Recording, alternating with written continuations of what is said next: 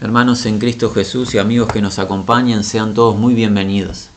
Nos hemos congregado con el anhelo de poder continuar escudriñando el libro a los Hebreos, que es nuestro libro que estamos estudiando en este tiempo. Pero antes, quisiéramos invitar a todo aquel que lo desee a dirigir su mirada al libro del profeta Isaías, en el capítulo 41, a partir del versículo número 8, palabra de esperanza de Dios para su pueblo. Dice así: pero tú, Israel, siervo mío eres, tú, Jacob, a quien yo escogí, descendencia de Abraham mi amigo, porque te tomé de los confines de la tierra y de tierras lejanas te llamé.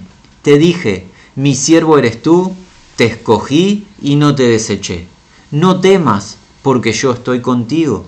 No desmayes, porque yo soy tu Dios que te esfuerzo. Siempre te ayudaré, siempre te sustentaré con la diestra de mi justicia. He aquí que todos los que se enojan contra ti serán avergonzados y confundidos. Serán como nada y perecerán los que contienden contigo. Buscarás a los que tienen contienda contigo y no los hallarás. Serán como nada y como cosa que no es aquellos que te hacen la guerra.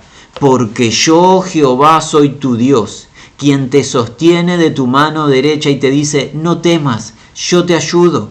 No temas, gusano de Jacob, oh vosotros los pocos de Israel. Yo soy tu socorro, dice Jehová, el Santo de Israel es tu Redentor. He aquí yo te he puesto por trillo nuevo lleno de dientes. Trillarás montes y los molerás, y collados reducirás a tamo. Los aventarás y los llevará el viento y los esparcirá el torbellino. Pero tú te regocijarás en Jehová, te gloriarás en el Santo de Israel.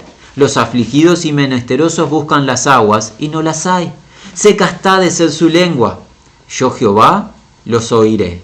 Yo, el Dios de Israel, no los desampararé. En las alturas abriré ríos y fuentes en medio de los valles. Abriré en el desierto estanques de aguas y manantiales de agua en la tierra seca. Daré en el desierto cedros, acacias, arrayanes y olivos. Pondré en la soledad cipreses, pinos y bojes juntamente, para que vean y conozcan y adviertan y entiendan todos que la mano de Jehová hace esto y que el Santo de Israel lo creó. Es tiempo que el pueblo vuelva a su Dios.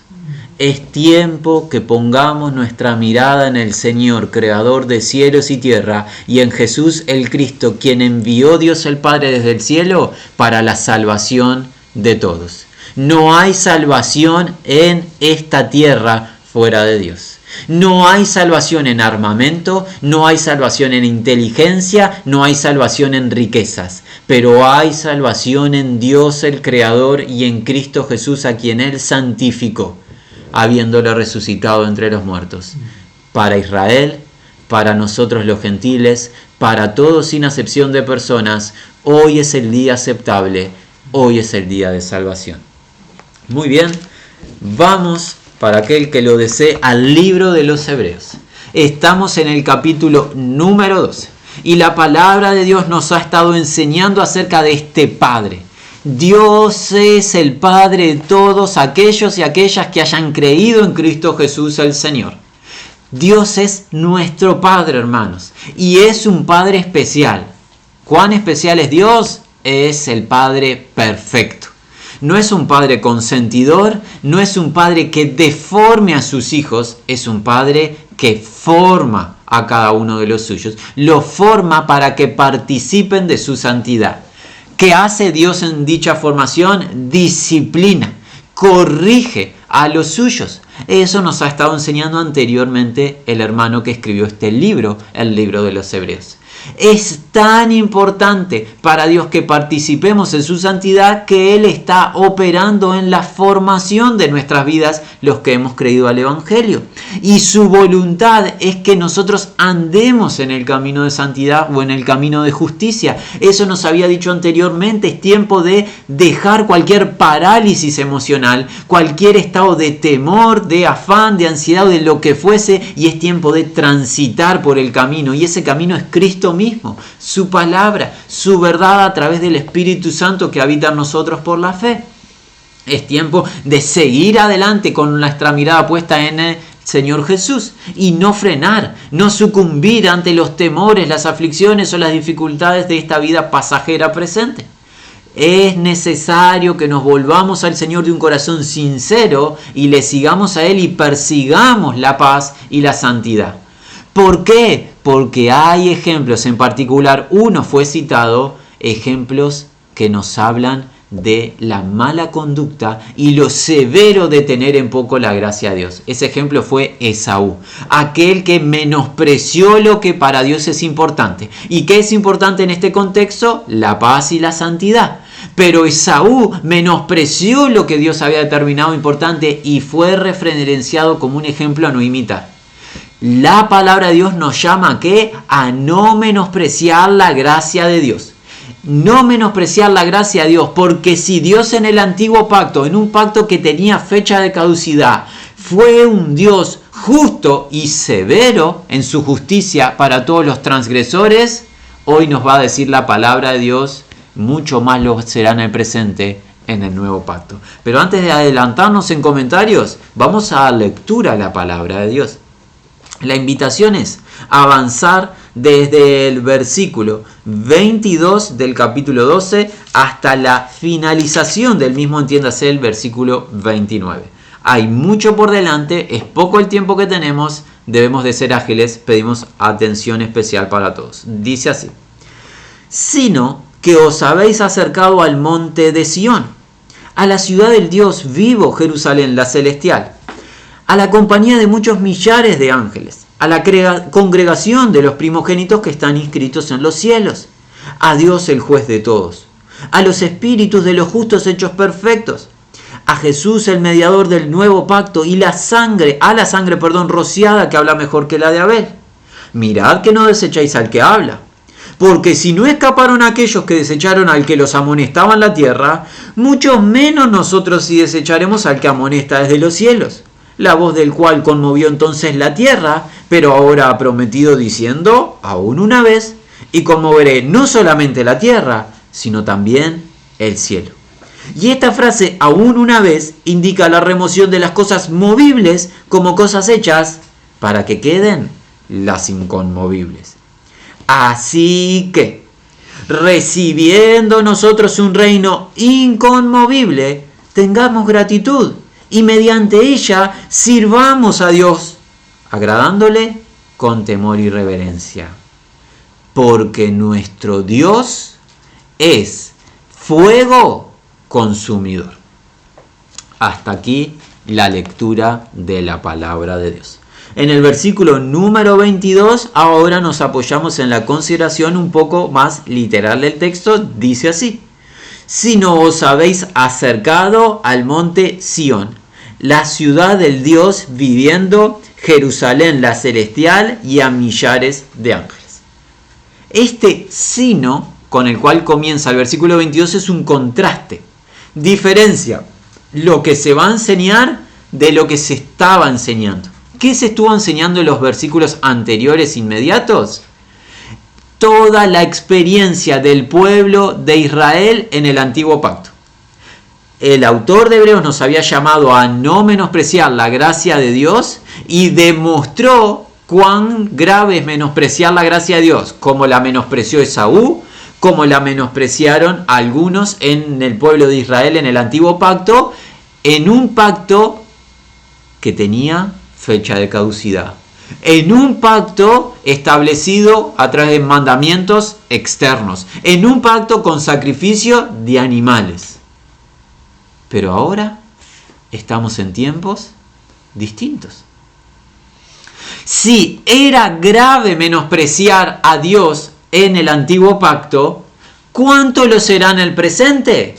El texto o los versículos que tenemos por delante nos van a dar la respuesta. No va a ser una opinión nuestra. La palabra de Dios nos va a enseñar a ver si es algo de poco valor el tener en poco, valga la redundancia, lo que Dios valora. ¿Qué Dios valora? Anteriormente expuesto, la paz, la santidad, la justicia, su gracia salvadora. Quiere Dios que tengamos en estima. Si yo lo menosprecio, si yo hago caso omiso a la gracia salvadora de Dios en los días de Cristo Jesús, en este nuevo pacto vigente, ¿será para mí cosa liviana? Son preguntas válidas. Hoy nos va a responder Dios mismo a través de su palabra. Comienza en el versículo 22 con ese contraste diciendo, sino ¿qué? Os habéis acercado al monte Sión. Esta expresión del monte Sión que aparece tanto en el Antiguo Testamento y que volvemos a ver en el Nuevo Testamento, creemos que hace referencia a la misma región de Jerusalén, el santo monte de Dios, pero hay un cambio espiritual. Un cambio de condición, ya no en un estado de rebelión dicha región, sino cuando se vuelve a Dios. Entonces el monte Sión es la morada del Dios vivo y verdadero permanente, con su pueblo de manera agradable. Es el monte Sión, es el lugar que Dios ha escogido para sí, con su pueblo rendido a su buena voluntad.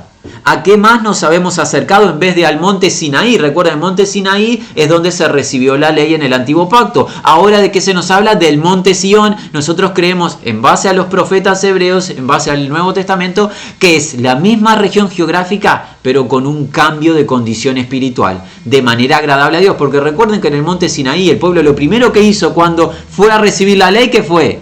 Rebelarse en contra de Dios. Cuando descendió de el lugar de la presencia del Señor, el instrumento de bendición, Moisés, ¿qué pasó? Tuvo que destruir las tablas del pacto, las tablas de los mandamientos. ¿Por qué? Por la rebelión del pueblo, que se habían ido en pocas jornadas en pos de dioses ajenos, en pos de la idolatría o lo abominable. Pero en el monte Sión hay adoración al Dios vivo y verdadero a través del nuevo pacto en espíritu y en verdad. Así que superior es este monte de la presencia de Dios, este nuevo pacto, que el monte antiguo. Por ende, mayor la responsabilidad. Continuemos. ¿A dónde nos hemos acercado? A la ciudad del Dios viviendo. ¿Cuál? Jerusalén la celestial. Recuerden, esto nos contó el apóstol Juan en el libro de las Revelaciones, que Dios ha establecido una ciudad eterna en la cual habita la justicia. Pedro en su carta también los dice. Esa ciudad es la nueva Jerusalén de Dios que desciende del cielo de Dios para que habiten todos aquellos que han creído al Evangelio. No es una ciudad pasajera, es una ciudad eterna. A esa ciudad nos hemos acercado. Es la ciudad de donde Dios habitará con su pueblo. La justicia de Dios habitará para siempre. No habrá pecado, no habrá mal, no habrá siquiera dolor ni muerte. Es la ciudad a la cual se accede no por recursos, no por obra de beneficencia o por acto humano, se accede por haber creído al Evangelio de la gracia de Dios y por la obra de Cristo Jesús. Si hay una ciudad perfecta, eterna, donde no hay mal, donde no hay dolor, donde no hay muerte, donde no hay robo, no hay injusticia, no hay ninguna experiencia negativa o que cause algún tipo de aflicción, y a esa ciudad se accede por la obra de Jesucristo y no por obra nuestra, y se recibe por fe, ¿cuánta mayor es la responsabilidad nuestra? La responsabilidad de recibir ese donativo, esa dádiva, o sea, esa gracia, y no menospreciarla. Es superior nuestra responsabilidad a la de los antepasados.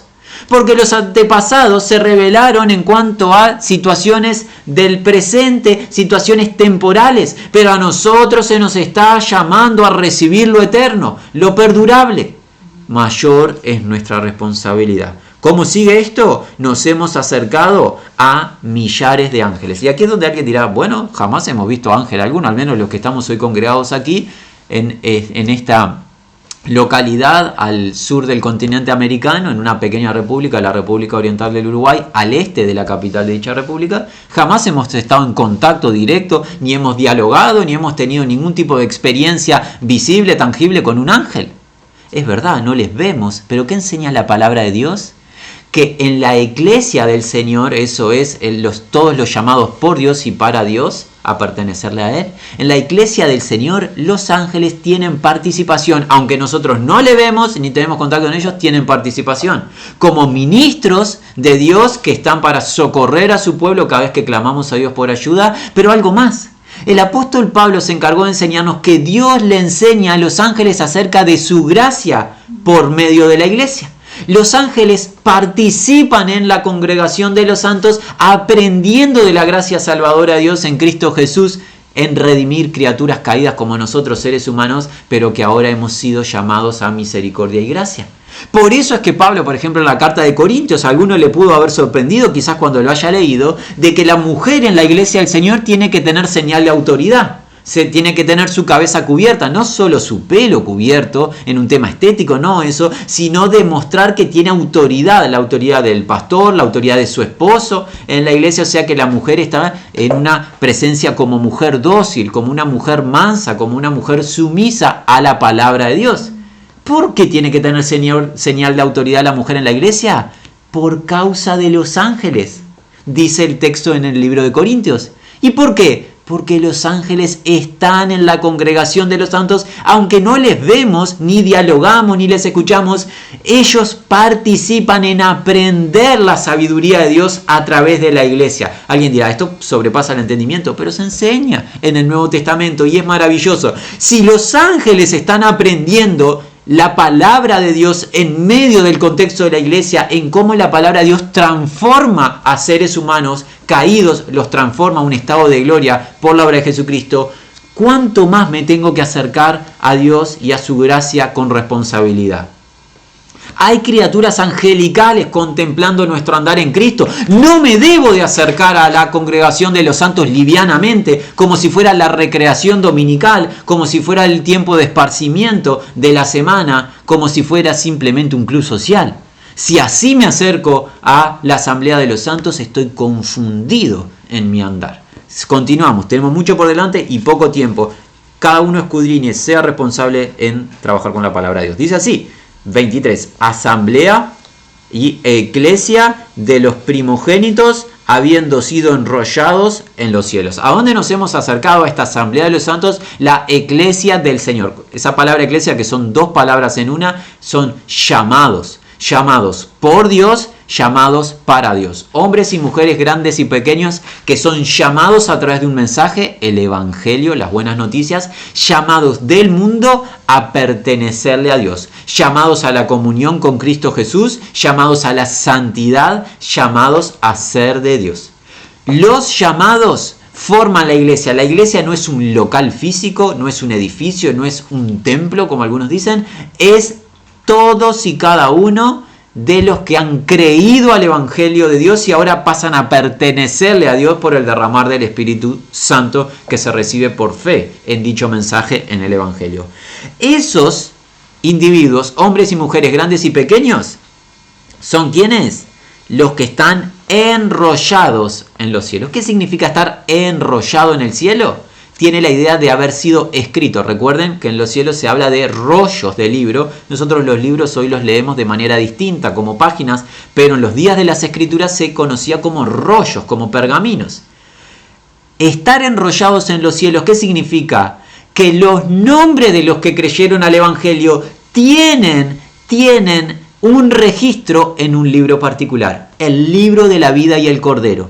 Libro que Jesús citó en el Evangelio de Lucas y le dijo a sus discípulos, cuando los discípulos estaban muy felices y contentos que los espíritus se sujetaban a la autoridad de la voz de los apóstoles, ¿qué le dijo Jesús? No se alegren que los espíritus se sujetan, gócense que sus nombres están escritos en los cielos. Y en el libro de Apocalipsis, en el capítulo 20, Juan, que vio el juicio final de Dios ante toda criatura y que vio el libro de la vida y el Cordero, y cada alma que no tenía su nombre escrito en dicho libro fue arrojado al lago de fuego. Por ende, el que está escrito su nombre en dicho libro, el que está enrollado en los cielos, tiene vida eterna, tiene acceso a la ciudad del Dios vivo y verdadero, tiene gloria guardándole por lo que Jesús hizo para él. ¿Te parece poco que tu nombre haya sido enrollado en el cielo? Se hizo gratuitamente. Para ti fue gratis, no fue gratis para Dios, porque sacrificó a su Hijo Jesucristo para que tu nombre sea inscrito en el rollo. Por ende, ¿cuál es mi responsabilidad? Valorar la paz, la santidad, la gracia, que es todo el contexto que se está enseñando en este capítulo 12. No ser como aquel varón Esaú, menospreciador de la gracia de Dios. No ser como algunos en el pueblo de Israel, menospreciadores de la gracia de Dios. No ser un menospreciador cuando tanto se ha obsequiado de parte de Dios. Y ya veremos hacia el final de este capítulo qué Dios es. porque algunos han mal comprendido a Dios pensando que Dios tendrá como de manera indiferente que alguien menosprecie su gracia. No es así. La eclesia de los primogénitos habiendo sido enrollados en los cielos. ¿A dónde más nos hemos acercado? Al juez Dios de todos. Dios es juez de todos, grandes y pequeños. Incluso es el juez de vivos y los que ya hayan pasado. Es el juez absoluto. Juzga a través de su ley. Como todos somos transgresores de la ley, todos somos culpables ante Dios. ¿Y cómo podemos pasar de dicho juicio sin recibir el castigo eterno? Con la obra de un justo, Jesús el Cristo, el cual Él obedece la ley por nosotros y nos concede su justicia al creer a su evangelio. Él carga con nuestra culpa en la cruz, carga con toda nuestra inmundicia de pecado y 3 días después de haber entregado su vida, se levanta por el poder de Dios de entre los muertos para obsequiar justicia a todo aquel que crea en su nombre. De esa manera nosotros quedamos exentos del juicio con condenación eterna, pero aquel que no crea al evangelio va a tener que pagarle al juez justo por su pecado y le va a pagar para siempre en una situación de calamidad o de rechinar de dientes por la aflicción que va a experimentar el alma, lo cual a nosotros nos causa estupor, y por eso es que estamos hoy invirtiendo este tiempo en decirle a cualquiera que escuche: vuélvete a Dios. Esa es nuestra función, decirte: por favor, vuélvete a Dios, amigo. Sea gentil, sea judío, no importa el color de tu piel, no importa tu posición socioeconómica, no importa en qué situación te encuentres en el presente, qué estés haciendo o no, vuélvete a Dios creyendo en Jesucristo, porque no sabes si pasas de esta jornada con vida. Y hay un juez, es el único juez al que le vamos a rendir cuenta de toda nuestra vida. Es el Creador, y el Creador va a examinar a sus criaturas. A Él le pertenecemos. Es irrelevante si le reconocemos o no, y es irrelevante si nos gusta su ley o no. Él es el Creador, Él es el legislador de su ley, de sus mandamientos, y a Él le vamos a rendir cuenta. Y Él ha establecido una manera de que nosotros tengamos justicia perdurable, y esa manera la obtuvo otro por nosotros, Jesús el Cristo. Se recibe por fe. Es la obra de otro en nuestro favor. No la menospreciemos.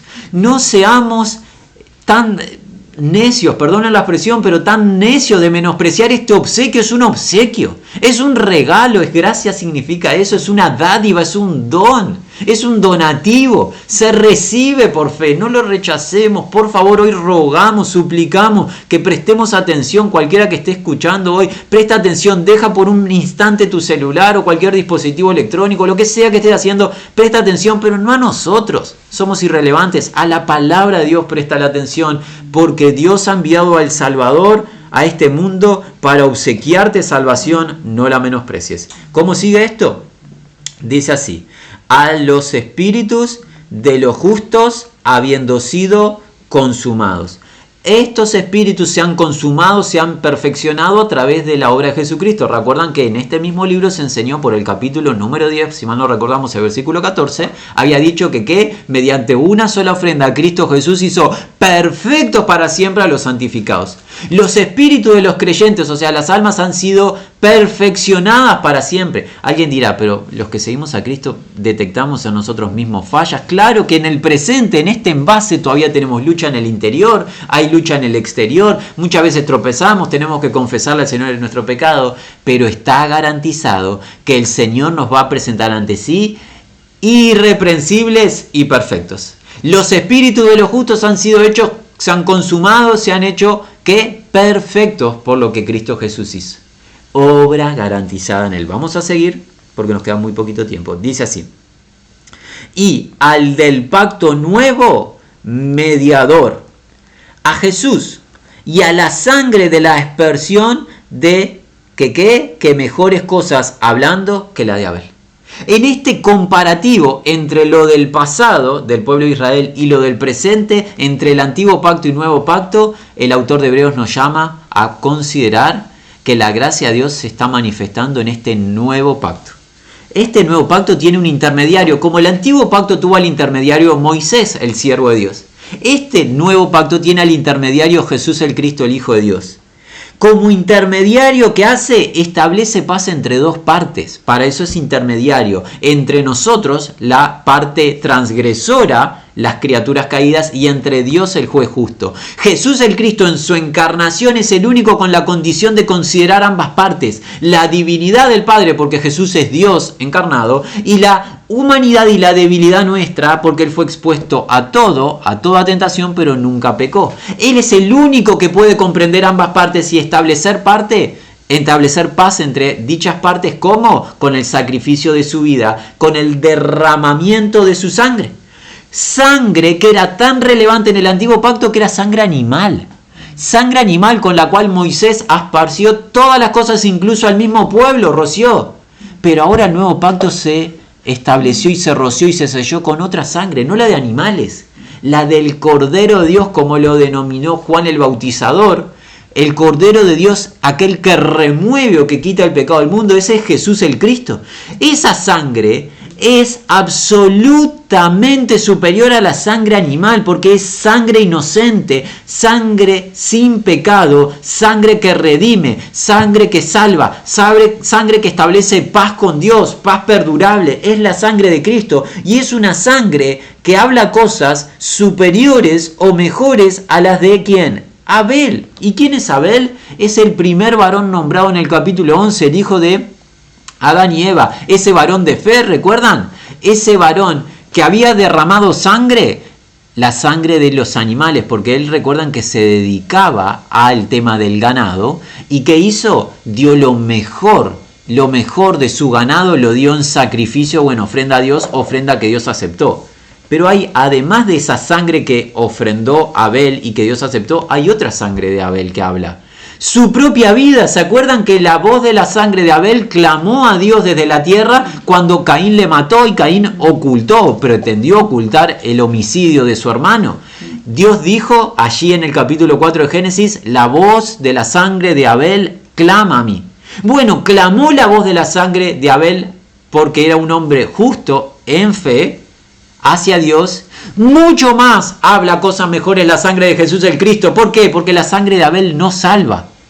Pero la sangre de Cristo salva, o sea, la vida de Cristo salva. Y esa sangre fue derramada por ti, mi amigo y amiga, para redimirte, para salvarte, muestra de amor. Por ende, superior es la responsabilidad nuestra. El pacto en el que estamos es superior al antiguo. La sangre que se echa a dicho pacto es superior a la sangre animal, incluso superior a la sangre de Abel, varón justo, varón de fe.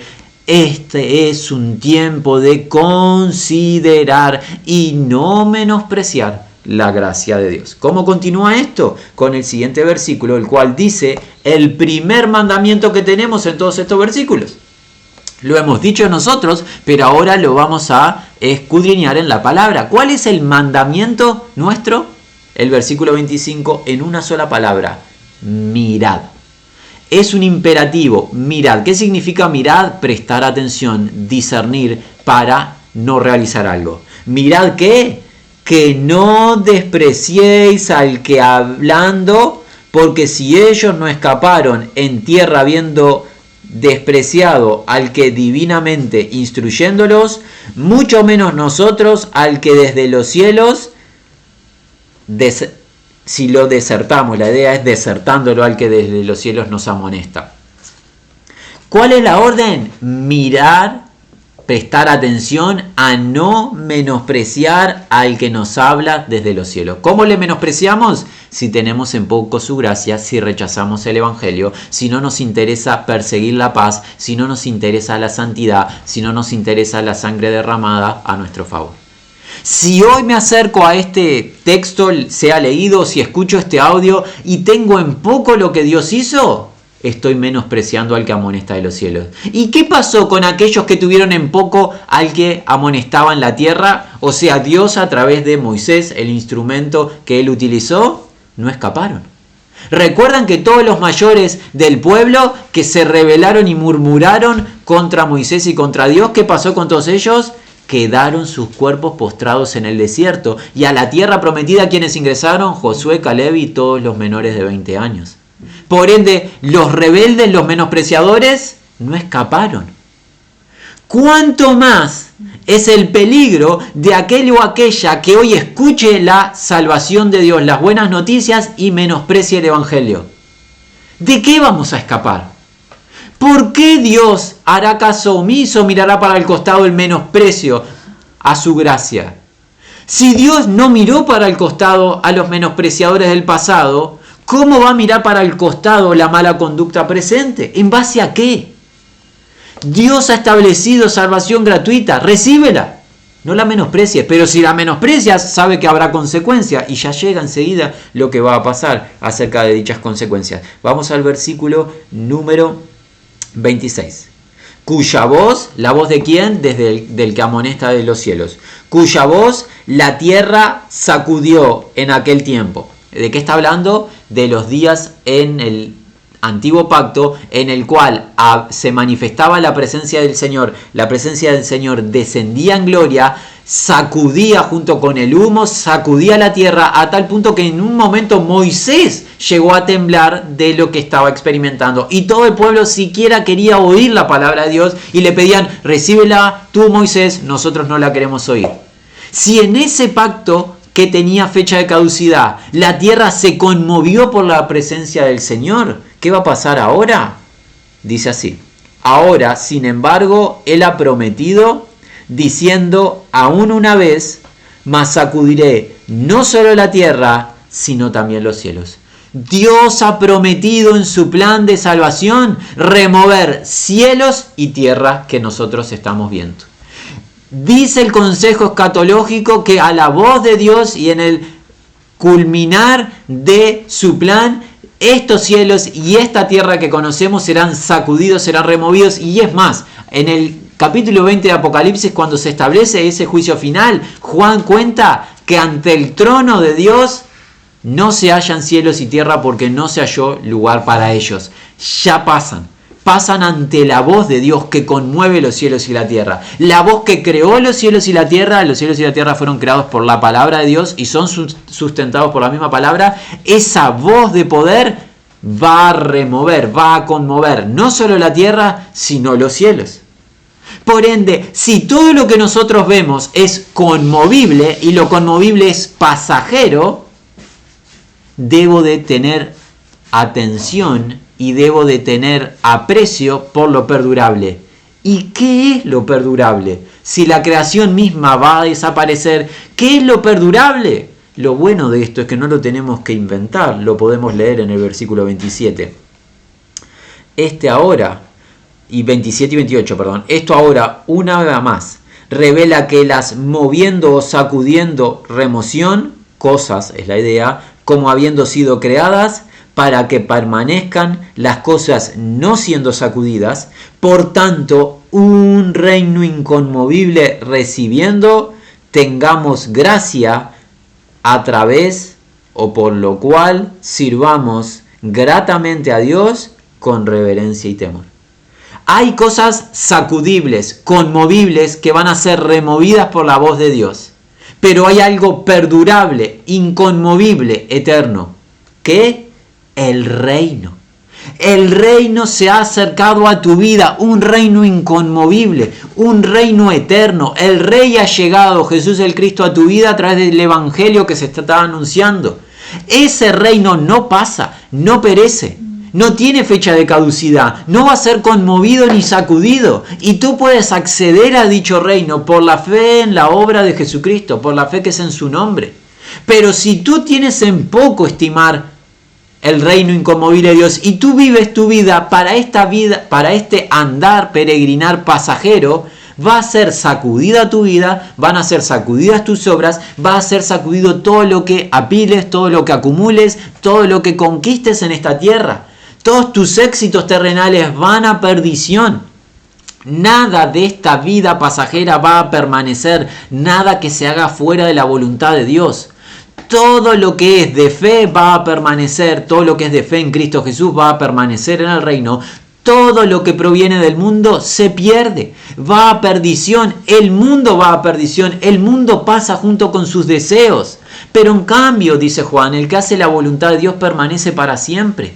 Dios te ofrece un reino inconmovible, un reino eterno. Elegirás lo eterno o te quedarás con lo que pasa, con lo que tiene fecha de caducidad?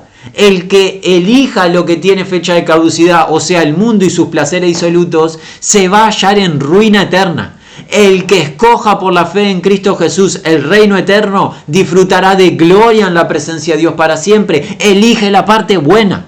Vuélvete a Dios. Cree en su nombre, en el nombre de Jesús el Cristo.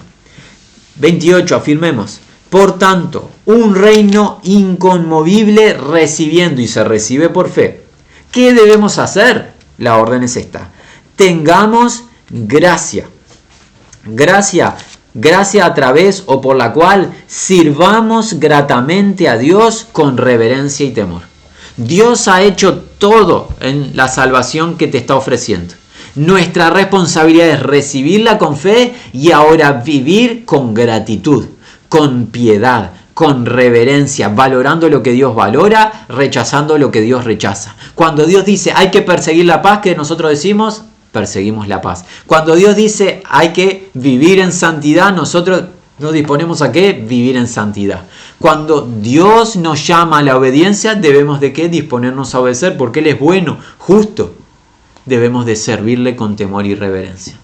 ¿Y cuál es la razón final que presenta el autor de este libro para que consideremos a Dios, para que valoremos su gracia salvadora y para que nos acerquemos con respeto, con reverencia, con temor? Y ese temor no es susto a Dios, sino que es el principio de la sabiduría o la inteligencia. La verdadera sabiduría es respetar a Dios. Respetar su palabra, lo que Él dice, es decirle sí a todo lo que Él dice sí, decirle no a lo que dice no. No es andar ninguneando, perdonen esta expresión, no es andar menospreciando su palabra, considerándola arcaica o que perdió su valor y ahora estableciendo doctrinas de hombre como mandamientos. El principio de la sabiduría es valorar la palabra de Dios, su consejo. ¿Por qué? Porque hemos de valorar por todo lo anteriormente expuesto y agregado el versículo 29, el cual dice así: porque también el Dios nuestro fuego consumiendo. Quisiéramos tener más tiempo y se nos ha pasado, pero tenemos breves minutos para hacer un énfasis. Si tú eres de aquellos, y esperemos que lo seas, que escudriñan los atributos de Dios, las características de Dios, estás en el camino adecuado. Todo ser humano debe de leer en la palabra de Dios las características de Dios que Dios nos cuenta acerca de sí mismo. Dios se encarga de decir quién es. El ser humano no puede determinar en su mente quién es Dios, sino que nosotros tenemos que aprender quién es Dios acerca de cómo Él se revela, cómo Él se manifiesta, qué nos dice Él acerca de sí mismo. Dios nos dice quién es. Entre las características que Dios tiene, que son muchas, una de ellas es que es un fuego que consume. Y la idea de fuego y el consumir es idea de juicio. Recuerden que fue expuesto anteriormente que es un juez justo de todos, grandes y pequeños, vivos y muertos, y en su juicio consume con fuego a los menospreciadores. Si tu idea teológica de Dios no contiene juicio, tú no conoces a Dios. Si en la revelación que tú tienes acerca de Dios no consideras la realidad de que Dios, siendo amor, también es un juez justo y es un fuego que consume y que devora a los adversarios y a los menospreciadores, no conoces a Dios.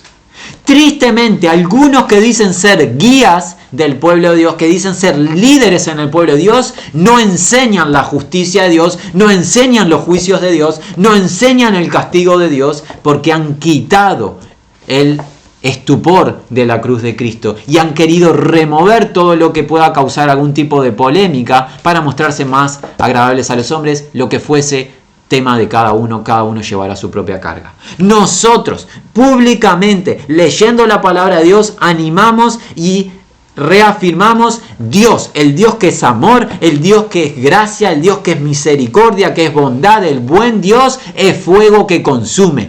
¿Por qué te va a consumir? Por menospreciar su gracia. Porque la gracia se te ha expuesto y se ha acercado a tu vida. Si tú dices no a la gracia, fuego te espera, un fuego que consume, el cual es Dios mismo en su juicio eterno. Porque no hay acepción de personas para con Dios. Ya hemos dicho y reiteramos, todos estamos bajo el juicio de Dios. Y se recibe salvación en justicia en la obra de un único Salvador, Jesús el Cristo, se recibe por fe. Gracia, donativo, dádiva de Dios. Pero el que rechaza, lo que va a recibir es castigo justo de Dios, fuego que consume. Dios es un fuego que consume, lo dijo y así se reveló en el libro de Éxodo, en el libro de Deuteronomio, se lo dijo a su pueblo Israel. Él consume. ¿Y cómo consume? Con su ira. Dios tiene ira. Dios es amor y tiene ira santa por toda rebelión y por todo pecado. No va a pasar por alto el pecado del hombre si no es a través de la obra de Jesucristo y su sacrificio. Si no crees en la obra de Jesucristo y si tus pecados no son salvados y redimidos por la obra de Jesucristo, tú vas a tener que pagarle por tus pecados al juez de grandes y pequeños, de vivos y muertos. Y ese pago va a ser un castigo de fuego eterno. Nosotros tenemos terror de pensar de que seres queridos, seres cercanos, de que personas que vemos, con las que dialogamos, menosprecian la gracia de Dios y que les aguarda un fuego eterno. Por eso hoy venimos delante de Dios en temor, en humildad y con mucha torpeza, tartamudeando quizás diría alguno, pero venimos a suplicar al que escuche. Hoy, amigo o amiga, vuélvete a Dios. Cree en Jesucristo, recibe su gracia, es un obsequio. Es un regalo, así como recibes los regalos en jornadas festivas aquí en esta tierra, cosas vanas, pasajeras que no te van a aportar nada a tu eternidad. Recibe el verdadero regalo. Recibe el regalo de Dios que es Cristo Jesús, el Salvador. Recíbelo con fe. Vuélvete a Dios arrepentido de tu estado de pecado. Reconoce tu estado delante de Dios. Cree en Jesucristo, varón perfecto, Salvador de tu alma. No le menosprecies. No te expongas al fuego eterno. No seas necio, vuélvete a Dios, cree en Él. Estamos muy gozosos, ha culminado el capítulo 12 del libro de los Hebreos. Si Dios nos permite alguna semana más de vida en esta tierra, último capítulo nos aguarda, es el capítulo número 13. ¿Dónde están los mandamientos de este libro? Hemos leído muy pocos, 12 capítulos pasaron, muy pocas indicaciones, una verdad tras de otra, guiándonos a la fe en Cristo Jesús, porque el Espíritu Santo había guardado un capítulo para que vengan todas las indicaciones juntas. Llegan en el capítulo 13, si Dios lo permite, nos resta desear que la gracia, paz y misericordia de Dios sea con todos los que aman a Jesucristo.